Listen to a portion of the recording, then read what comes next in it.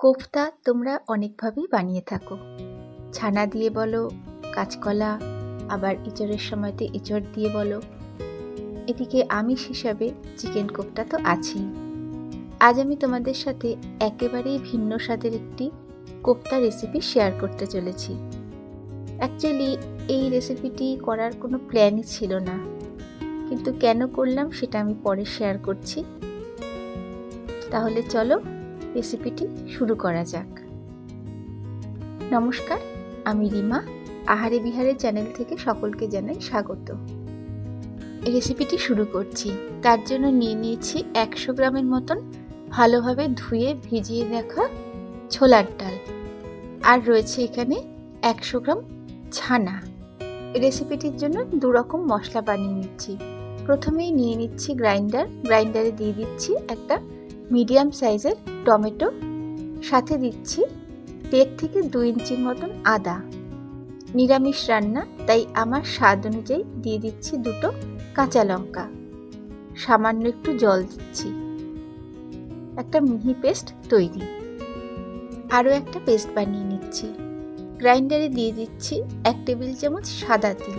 সাদা তিলের বদলে কিন্তু পোস্ত ইজিলি দেওয়া যাবে। সাথে দিচ্ছি 6 থেকে 7টা কাজু, সামান্য একটু জল দিচ্ছি। আরও একটা মিহি পেস্ট তৈরি হয়ে গেল। এদিকে ছোলার ডাল মিহি করে শিলে বেটে নিয়েছি। খুব কম জলেই বেটেছি। ইচ্ছে হলে গ্রাইন্ডারেও কিন্তু বাটা যাবে, তবে চেষ্টা করবে খুব শুকনো করে বাটার। এবার একটি পাত্রে নিয়ে নিয়েছি ছানাটা একটু মেখে নিতে হবে। খুব মিহি করে মাখার দরকার নেই, ভালোভাবে চটকালেই হয়ে যাবে। অ্যাকচুয়ালি কি বলতো, প্ল্যান ছিল হচ্ছে ছোলার ডালের কোফতা বানাবো, কিন্তু এই দুধ জাল দিতে গিয়ে দুধটা কেটে যায়, তখন ছানাটা এখান থেকেই নিয়ে নিয়েছি। কি করব, আচ্ছা চলো, একটা রেসিপি তো হয়ে যাবে, একটা ভিডিও হয়ে যাবে। খাবো তো নিজেরাই, কাজেই সমস্যা কিসের, তাই না? দেখো, কথা বলতে বলতে ছানা আমার চটকে মেখে নেওয়া হয়ে গেল। এবার এর মধ্যে দিয়ে দিচ্ছি বেটে রাখা ছোলার ডাল। এটা মটর ডালেও কিন্তু করা যাবে, তবে ছোলার ডালের স্বাদ বেশি ভালো আসবে। দিয়ে দিচ্ছি সামান্য নুন, সাথে দিচ্ছি 1/2 চা চামচ চিনি, 1/2 চামচ দিয়ে দিচ্ছি হিঙের গুঁড়ো। এখানে কিন্তু হিঙের গুঁড়োই দেবে। সামান্য একটু লঙ্কার গুঁড়ো দিচ্ছি। দিয়ে দিচ্ছি একটু জিরের গুঁড়ো, খুব সামান্যই দেবে। আর শেষে দিয়ে দিচ্ছি 1 চামচ ঘি।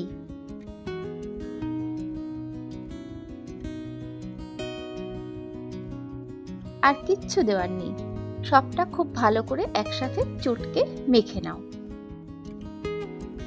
আজ কিন্তু আমার ভিডিও করারও কোনো প্ল্যান ছিল না, কিন্তু যেহেতু একটু অন্যভাবে রেসিপিটা করার চেষ্টা করছি, তখন মনে হলো আচ্ছা একটু ভিডিও করি, ভালো হলে তোমাদের সাথে শেয়ার করব, আর যদি খেতে ভালো না হয় ডিলিট অপশন তো আছেই।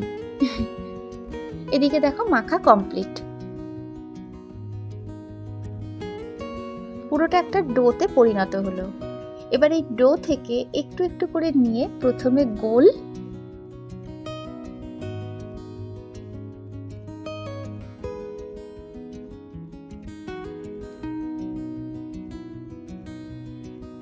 দেন লম্বা মানে ল্যাংচার আকারে গড়ে নিচ্ছি।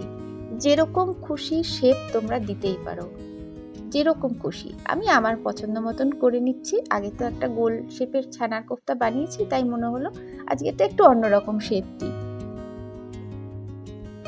আরও একটা গড়ে নিচ্ছি।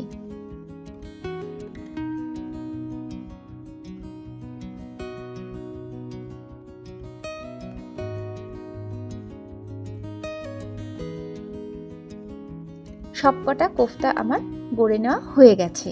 এই দেখো, গ্যাসে কড়াইয়ের কাছে যাওয়া যাক। দিয়ে দিচ্ছি কড়াইতে সর্ষের তেল। ইজিলি সাদা তেলেও কিন্তু করা যাবে।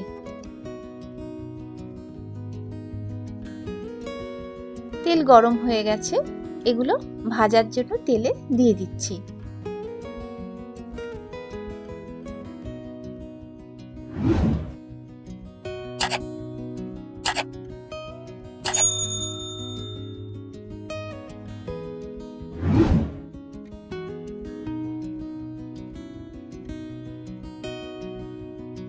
সামান্য একটু লালচে ভাব, কিন্তু ডিপ ফ্রাই হবে না, সেরকম ভাবেই ভাজতে হবে।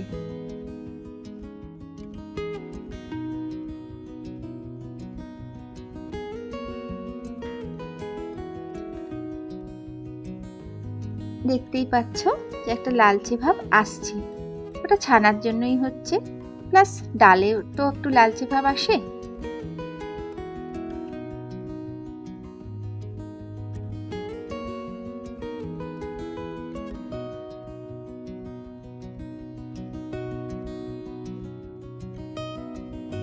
একদম ঠিকঠাক ভাজা হয়ে গেছে, তুলে নিচ্ছি। ঝোলের ক্ষেত্রে খুব ডিপ ফ্রাই আমার ভালো লাগে না। এই দেখো, একইভাবে সবকটা আমার ভাজা হয়ে গেছে। এবার এই তেলেই দিয়ে দিচ্ছি 1 চা চামচ গোটা জিরে, সাথে দিচ্ছি একটা তেজপাতা, দিচ্ছি একটা দারচিনি আর 2-3টে ছোট এলাচ। সামান্য একটু ভেজে নিতে হবে যতক্ষণ না ফোড়ন থেকে সুন্দর একটা গন্ধ বেরোচ্ছে।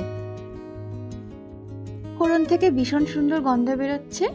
দিয়ে দিচ্ছি পেস্ট করা টমেটো, আদা আর কাঁচা লঙ্কা।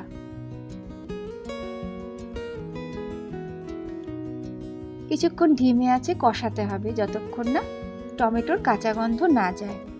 এটা আমি নিরামিষভাবে করছি, এটা কিন্তু পেঁয়াজ রসুন দিয়েও করতে পারো, সেটাও খেতে খুব ভালো হবে।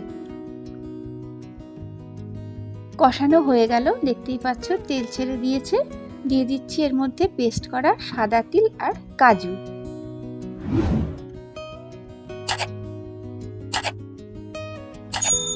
একদম লো ফ্লেমে একসাথে সবটা কিছুক্ষণ কষিয়ে নিতে হবে, কারণ আঁচ একদম বাড়ানো যাবে না, যেহেতু কাজু রয়েছে ওদিকে তিল বাটা রয়েছে, দুটোই ভীষণ কড়াইয়ের তলা ধরতে চায়। 1 মিনিটের থেকে একটু কম সময়ে আমি পুরোটা কষিয়ে নিলাম। এবারে দিয়ে দিচ্ছি এর মধ্যে 1 চা চামচ করে ধনে গুঁড়ো, জিরে গুঁড়ো, হলুদ গুঁড়ো, 1 চা চামচ দিচ্ছি লাল লঙ্কার গুঁড়ো, কাশ্মীরি লঙ্কার গুঁড়ো শুধুমাত্র দিলাম 2 চা চামচ, ভীষণ সুন্দর কালার আসবে। সাথে অবশ্যই 1 চামচ চিনি দিচ্ছি। লো ফ্লেমে সবটা একসাথে কিছুক্ষণ আবার কষিয়ে নিতে হবে।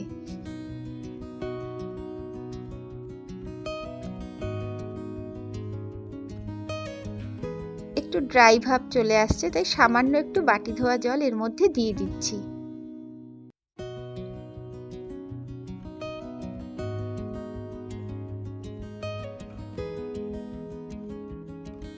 সবটা ভালো করে একসাথে মেশানো হয়ে গেল। এবারে দিয়ে দিচ্ছি 5 টেবিল চামচ টক দই। টক দইয়ের বদলে কিন্তু দুধও দেওয়া যাবে, সেটাও খেতে কিন্তু খুব ভালো হবে। দই দিয়ে ভালো করে সবটা এবার মিশিয়ে নিতে হবে। বন্ধুরা, আমি এখানে একটু জল দিয়েছি এর মধ্যে, ভিডিওটা সামহাউ মিস হয়ে গেছে, মার্জনা করো।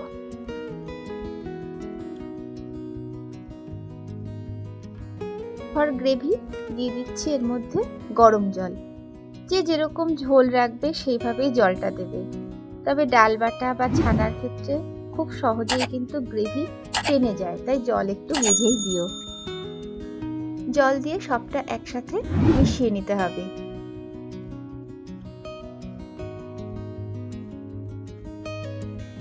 মেশানো কমপ্লিট, ফুটতে দিলাম। এদিকে গ্রেভি ফুটে উঠেছে, দিয়ে দিচ্ছি স্বাদ অনুযায়ী লবণ।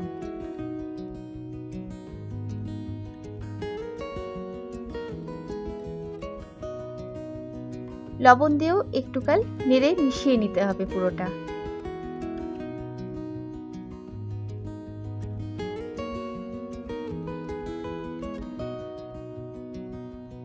মেশানো কমপ্লিট, দিয়ে দাও 1 চামচ ঘি। ঘি যদি না দিতে চাও স্কিপ করে যাবে, কোনো অসুবিধা হবে না। দিয়ে দিচ্ছি এবারে 1 চা চামচ গরম মশলার গুঁড়ো।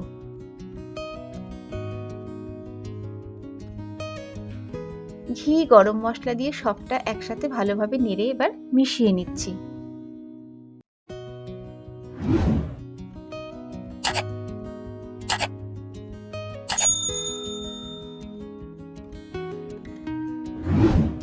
মেশানো কমপ্লিট, দিয়ে দিচ্ছি ভেজে রাখা কোফতা।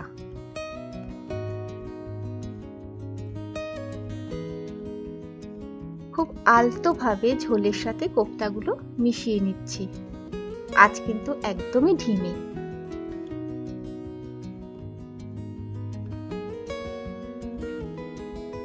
মেশানো কমপ্লিট, একটু ফুটতে দিলাম। গ্রেভি সহ কোফতা দেখো সুন্দর মতন ফুটে উঠেছে, ঝোলও কমে আসছে। রান্না কিন্তু কমপ্লিট, গ্যাস বন্ধ করলাম। বন্ধুরা, আমার আজকের রেসিপি তোমাদের কেমন লাগলো একটু জানিও। যদি ভালো লাগে একবার কিন্তু করে দেখতে পারো।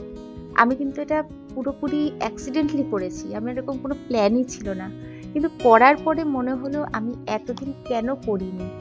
এতটাই ভালো হয়েছে খেতে, তাই তোমাদের সাথে শেয়ার করলাম। আমার চ্যানেল বা ভিডিও যদি তোমাদের ভালো লাগে, চ্যানেলটা সাবস্ক্রাইব করে আমার পাশে থাকতে পারো। লাইক দিয়ে বন্ধুদের সাথে অনেক সাথে শেয়ারও করতে পারো। তাহলে আজকের মতো আমি আসি। সবাই ভীষণ ভালো থেকো। নমস্কার।